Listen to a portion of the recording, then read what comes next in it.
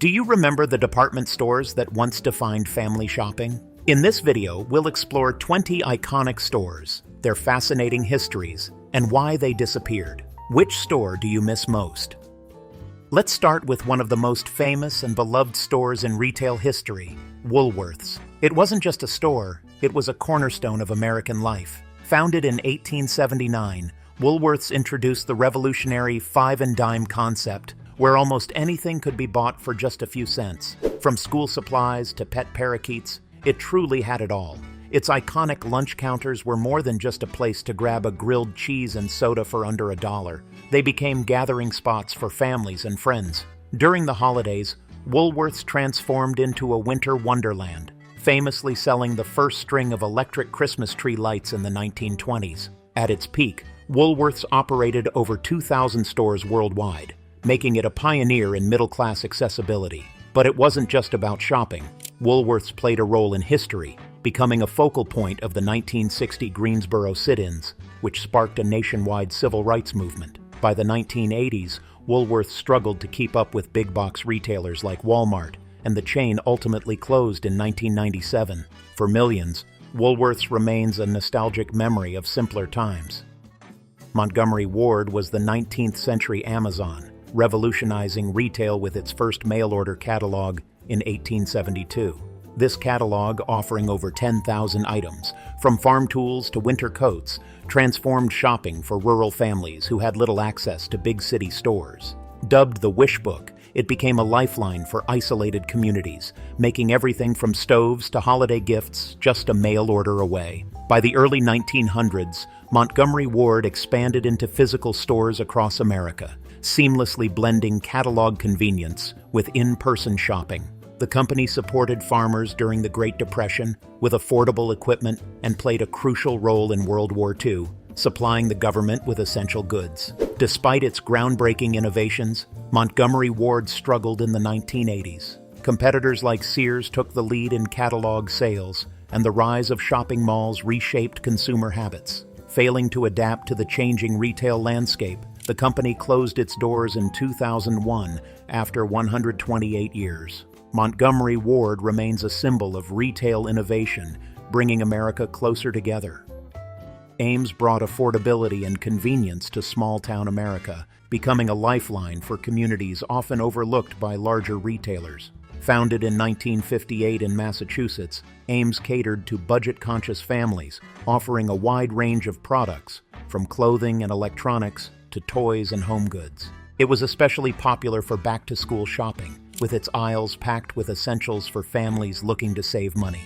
Ames was known for its legendary clearance sales, which drew bargain hunters eager to snag unbeatable deals. By the 1990s, the chain operated over 700 stores, thriving in rural areas and smaller towns where Walmart had yet to dominate. However, its rapid expansion came at a cost. Acquiring struggling chains like Hills and Zayre overstretched its finances. Combined with fierce competition from retail giants like Walmart and Target, Ames found itself unable to recover. Filing for bankruptcy in 2002, Ames closed its doors, marking the end of an era for small-town shoppers. Now, let's continue with another popular retailer from that period.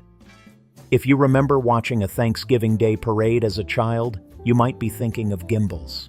Founded in 1842, Gimbels wasn't just a department store, it was an icon of American retail. Known for its motto, "Gimbels has it," the store offered everything from luxury fashion to practical goods, making it a destination for shoppers of all kinds. Its New York City flagship spanned an entire block, transforming into a magical hub of holiday cheer every winter. Gimbels didn't just sell products, it created traditions. Its Thanksgiving Day parade, launched in the 1920s, predated Macy's parade and became a beloved annual event. Always innovative, Gimbels was one of the first stores to advertise on television, setting new trends in marketing.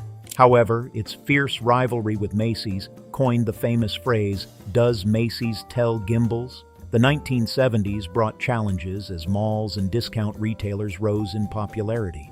Unable to modernize, Gimbels closed its doors in 1986 after 140 years. For many, it represents a golden age of retail magic. For Chicago families, a trip to Marshall Fields was more than a shopping trip. It was an experience to remember. Founded in 1852, this legendary department store redefined luxury shopping.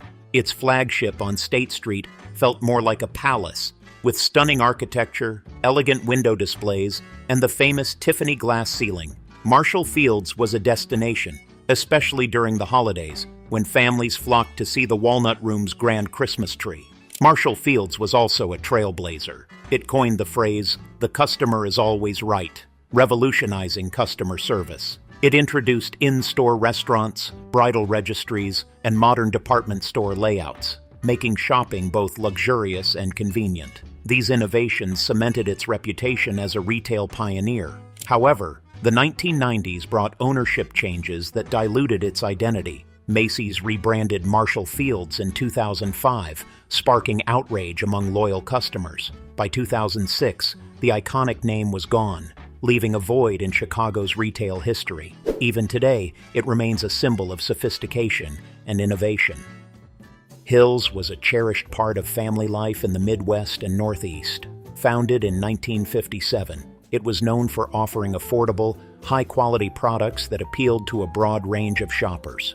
For kids, Hills was a dream come true, especially during the holidays. Its toy aisles were packed with must-have items, creating magical shopping trips that many still remember fondly. Adding to the family-friendly atmosphere, Hills had snack bars where shoppers could grab a hot dog or popcorn, turning errands into enjoyable outings. The store earned a loyal following with its everyday low prices, which kept customers coming back. Despite its popularity, Hills couldn't withstand the rise of retail giants like Walmart and Target. After being acquired by Ames in the 1990s, financial struggles mounted.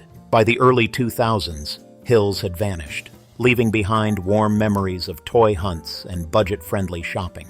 Next, we'll explore another retailer that laid the groundwork for modern discount chains.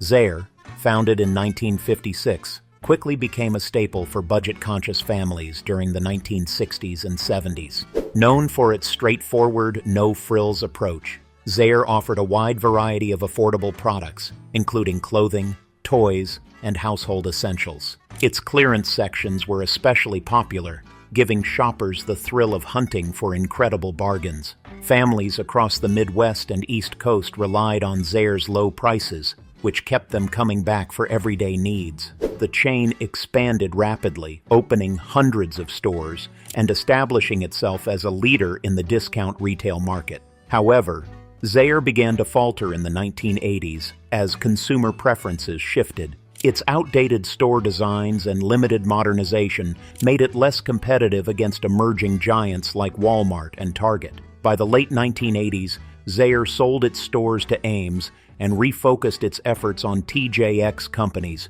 which went on to launch successful chains like TJ Maxx and Marshalls. Though Zayre is gone, its impact shaped the future of value shopping.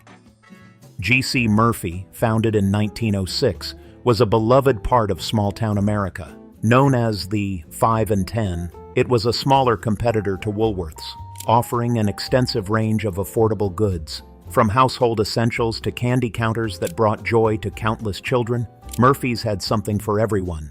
Its stores were often located in downtown areas, making them community hubs where locals could shop, socialize, and grab a quick bite at the lunch counter. Many families fondly recall visiting Murphy's for its friendly atmosphere and unbeatable prices. During its peak, it thrived by focusing on personal connections and serving smaller communities overlooked by larger retailers. However, the retail landscape began to shift in the 1980s. The rise of suburban malls and big-box stores pulled shoppers away, eroding Murphy's customer base. By the late 1980s, G.C. Murphy was absorbed into Ames, marking the end of an era for small-town shopping. Its legacy remains one of connection and community.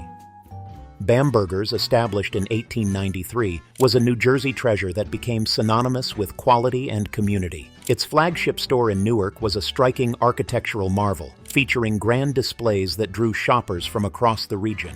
Known for its wide range of offerings, From high-end fashion to practical home goods, Bamberger's catered to the middle class with a balance of quality and affordability. The store went beyond retail, hosting community events like cooking demonstrations, parades, and seasonal celebrations that made it a cornerstone of family life. Shoppers appreciated its personal touch, which set it apart from other department stores of its time. However, as the retail landscape evolved, Bamberger's faced increasing competition from larger chains and suburban malls. By the 1980s, it was absorbed into Macy's, ending its independent run. While the name is gone, the fond memories of shopping trips and community connections remain.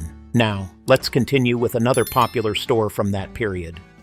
If you grew up in Detroit, chances are you have cherished memories of visiting Hudson's during the holidays. Its flagship store, built in 1927, wasn't just a place to shop. It was a symbol of the city's vibrancy and pride. Spanning an entire city block and boasting 25 floors, it was the tallest department store in the world and a wonder to behold. Hudson's became legendary for its breathtaking holiday window displays and rooftop Santa Claus, drawing families downtown to experience the magic of the season. Its annual Dollar Day sales were another highlight, offering unbeatable bargains that packed the store with eager shoppers. However, the rise of suburban malls in the 1970s began to pull customers away from downtown. By the 1980s, the shift in consumer habits led to the flagship store's closure in 1983. Although Hudson's was eventually absorbed into the Dayton-Hudson Corporation, its legacy as Detroit's retail heart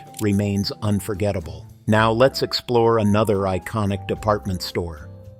Do you remember hunting for bargains at Gold Circle during their famous seasonal sales? Founded in 1967, this discount chain quickly became a favorite for families looking to stretch their dollars. Offering trendy clothing, housewares, and electronics at affordable prices, Gold Circle stood out with its vibrant atmosphere and value-driven approach. The chain was even ahead of its time, pioneering computerized checkouts that sped up the shopping experience, adding a touch of modern convenience. Despite its popularity, Gold Circle faced fierce competition from rising giants like Walmart and Target. By the late 1980s, its parent company, Federated Department Store, shifted focus to other ventures and decided to close the chain. Although Gold Circle is long gone, its bright stores and unbeatable bargains are fondly remembered by those who shop there. What makes a store not just a retailer, but a family tradition? Let's move on to Lazarus, a store that pioneered more than just shopping.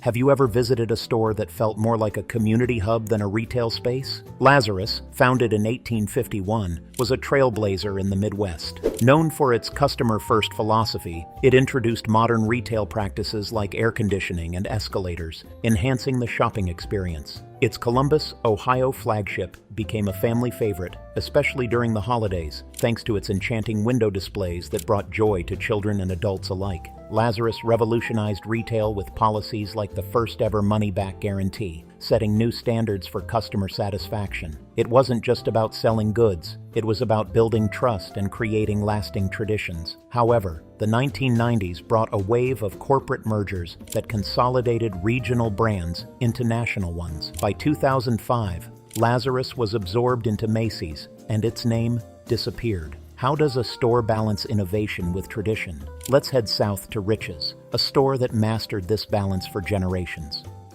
Rich's wasn't just a department store, it was a symbol of Southern hospitality. Founded in Atlanta in 1867, Rich's prided itself on its community spirit and elegant shopping experience. Its flagship store hosted the Great Tree Lighting Ceremony, a cherished holiday tradition that brought families together year after year. For children, the Pink Pig ride during Christmas became a rite of passage, adding a sense of wonder to holiday shopping. Rich's wasn't just about elegance, it was about heart. During tough economic times, the store extended credit to struggling families, fostering deep loyalty among its customers. However, as retail consolidation swept the nation in the 1990s, Rich's was eventually absorbed by Macy's in 2005. Though its name is gone, its legacy as a Southern icon lives on in the memories of those who shopped there. How does a store become a destination for Hollywood's elite? Let's travel west to Bullock's and explore its glamorous history.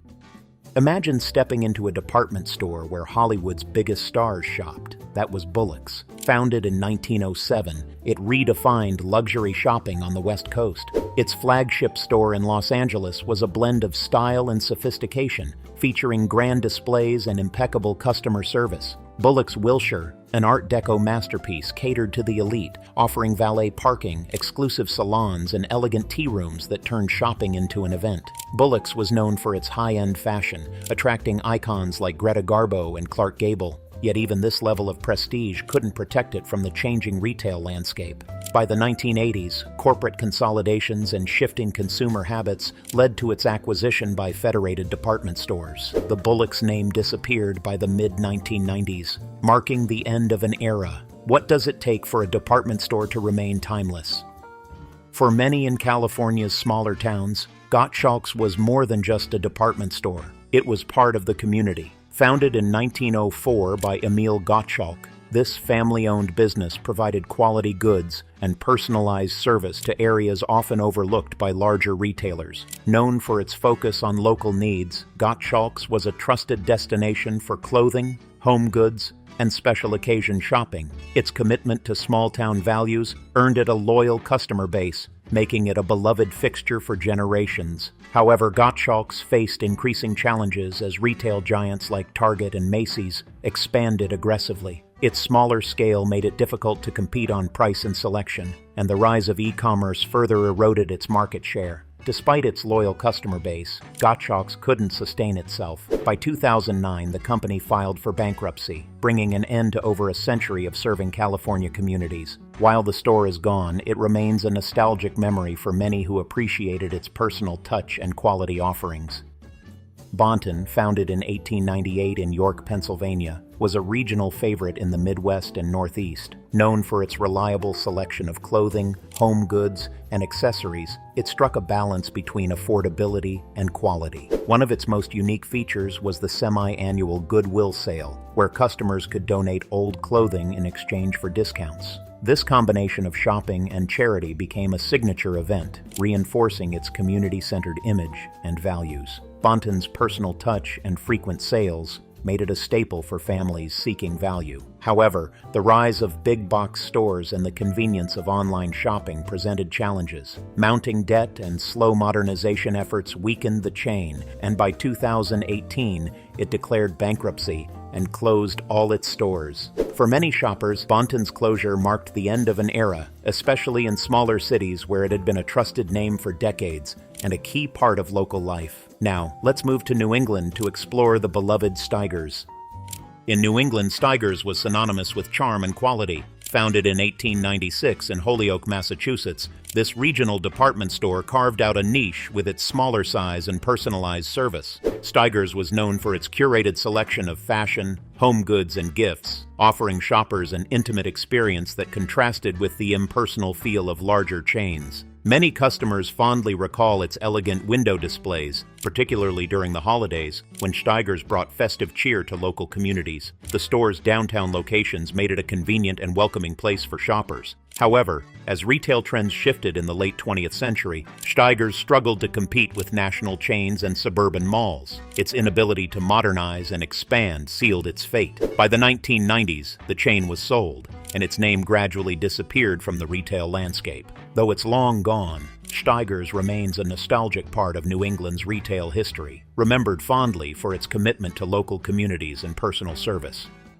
Do you remember the hustle and bustle of Brooklyn's famous A&S during its heyday? Established in 1865, Abraham and Straus A&S was more than a department store. It was a landmark in the heart of Brooklyn. Known for its elegant displays, exceptional service, and wide selection of goods, A&S offered everything from high-end couture to household appliances. Its flagship store on Fulton Street was a shopping destination that drew customers from all over the city. A&S was beloved for its ability to cater to every customer, balancing luxury with practicality. For many, shopping at A&S was part of family traditions, especially during the holiday season when its displays brought the streets of Brooklyn to life. However, the 1990s brought major changes. A&S merged with Macy's, ending its storied history as an independent retailer. Though the name is gone, the memories of elegant shopping trips linger. Speaking of community traditions, let's head to the Midwest and revisit Elder-Beerman.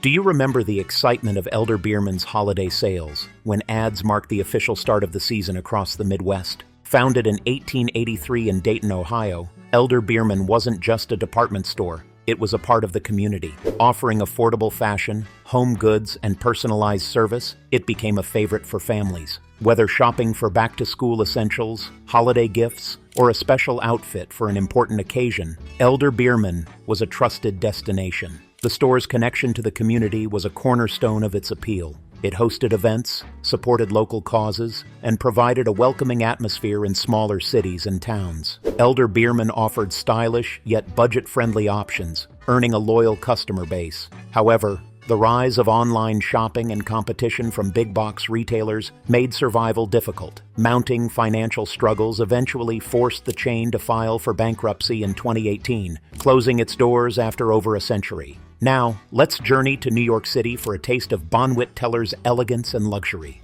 Imagine stepping into Bonwit Teller's flagship store on Fifth Avenue, where every corner radiated elegance and luxury. Founded in 1895, Bonwit Teller was synonymous with high-end fashion, catering to New York's elite. Known for its luxurious window displays, the store became a destination for those seeking exclusivity and sophistication. Bonwit Teller's meticulous attention to detail and exceptional service made shopping there an experience, not just a transaction. From custom couture to accessories you couldn't find anywhere else, Bonwit Teller was a trendsetter. Its clientele included the who's who of Manhattan society, adding to its allure. Yet as the retail landscape shifted in the 1980s, the store struggled to adapt. Acquired by Federated Department Stores, Bonwit Teller eventually faded away, closing its doors and leaving behind a legacy of glamour. These stories remind us of an era when shopping was an event. Which of these department stores holds the most cherished memories for you? Let us know in the comments.